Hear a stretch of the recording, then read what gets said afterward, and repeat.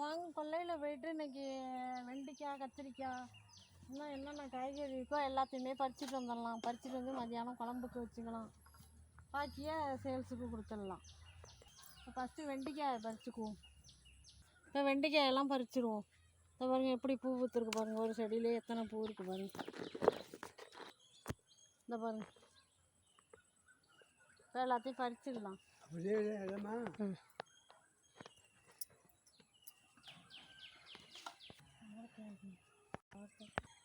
இந்த பாருங்கள் அவரைக்காய் பாருங்கள், இது வந்து செடி அவரை எப்படி கொத்து கொத்தாக காய்ச்சிருக்கு பாருங்கள். பூ பாருங்கள், பூ பூத்துருந்தும் போது உங்கள்கிட்ட காமிச்சேன் இல்லையா, இந்த பாருங்கள் எப்படி காய்ச்சிருக்கு பாருங்கள். இப்போ இன்றைக்கி அவரைக்காயெல்லாம் பறிச்சிடலாம். பறிச்சுட்டு இன்றைக்கி மத்தியானம் சமையலுக்கு வச்சுக்கலாம். அவரைக்காய் எல்லாத்தையுமே பறிச்சிடுறேன். பறிச்சுட்டு உங்கள்கிட்ட நான் காமிக்கிறேன். அப்புறம் தான் வெண்டைக்காய் பறிச்சிட்டேன். அவரைக்காய் அந்த பாருங்கள் அந்த அளவு இவ்வளவு அவரைக்காய் இருந்தது பறிச்சுக்கிட்டேன். கொஞ்சோண்டு பச்சை மிளகா பறிச்சிருக்கேன். அப்புறம் கத்திரிக்காய் அந்த பாருங்கள், கத்திரிக்காய் எவ்வளவு இருந்தது அதையும் பறிச்சாச்சு. இப்போ முருங்கைக்காய் இருக்குது, அதையும் பறிச்சுட்டு வந்துடுவோம். இந்த பாருங்கள் முருங்கைக்காய் எப்படி காய்ச்சிருக்கு பாருங்கள். முருங்கைக்காயை இன்றைக்கி பறிச்சுக்குவோம். முன்னாடி பறித்து ஒரு வாரத்துக்கு முன்னாடி தங்கச்சி வந்திருந்தாங்க, தங்கச்சிக்கிட்ட கொடுத்து அனுப்பிட்டேன். 2 தங்கச்சிக்கும். இன்றைக்கி நம்ம வீட்டுக்கு பறிச்சுக்கலாம். இது நிறையாவே காய்ச்சிட்டு வேணும் வேண்டாங்கிற அளவுக்கு.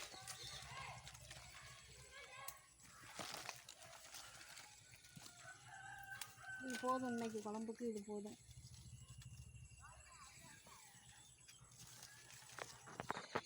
அப்புறம் இன்றைக்கி தான் இப்போ நேற்று தான் கீரை தெளித்தோம்.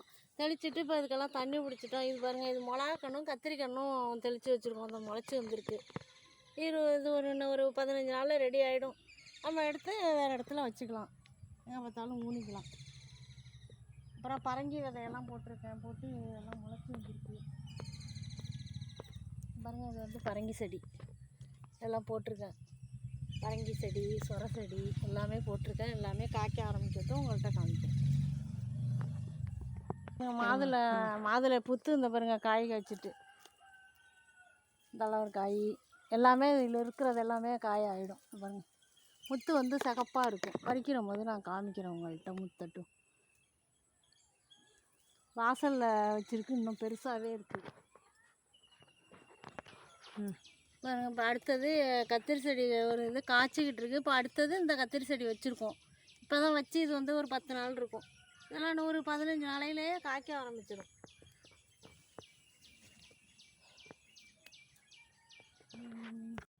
நீங்களும் கொல்லையிலலாம் இது மாதிரி காயெல்லாம் போடுவீங்களா என்னன்னு கமெண்ட்டில் சொல்லுங்கள். அடுத்த வீடியோவில் பார்ப்போம். பாய்.